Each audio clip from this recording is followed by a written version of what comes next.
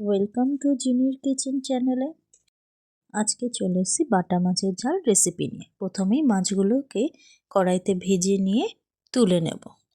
মাছটা ভাজা হয়ে গেছে, এবার সেই তেলের মধ্যেই কালো জিরে দিয়ে দেওয়া হলো। কালো জিরে দেওয়ার পর এবার এদিকে আলু, ক্যাপসিকাম, লঙ্কা সমস্ত কিছু লম্বা লম্বা করে কেটে এই কড়াইয়ের মধ্যে দিয়ে দিলাম। সাথে হলুদ গুঁড়ো দিয়ে দেওয়া হলো। কিছুক্ষণ কিন্তু এটাকে নেড়ে নেব। কিছুক্ষণ নেড়ে নেওয়ার পর আদা বাটা দিয়ে দেওয়া হলো।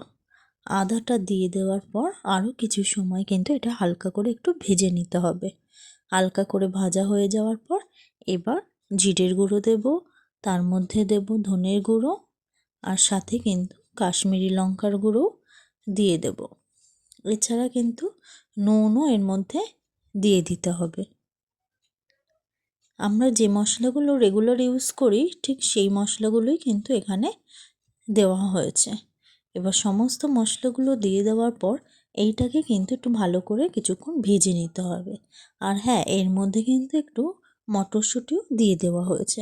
এরকম মাছের ঝোল বা যে কোনো তরকারিতে একটু মটরশুঁটি দিলে কিন্তু বেশ ভালোই লাগে।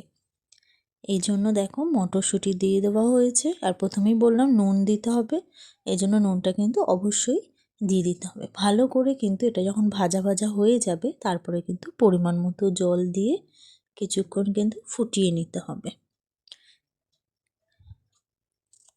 তাহলে জল দিয়ে দেওয়ার পর বললাম যে ফুটিয়ে নিতে হবে। কিছুক্ষণ ফুটে যাওয়ার পর ভেজে রাখা মাছগুলো কিন্তু ঝোলের মধ্যে দিয়ে দেওয়া হলো। মাছটা দিয়ে কিন্তু ভালো করে এবার ফুটিয়ে নিতে হবে।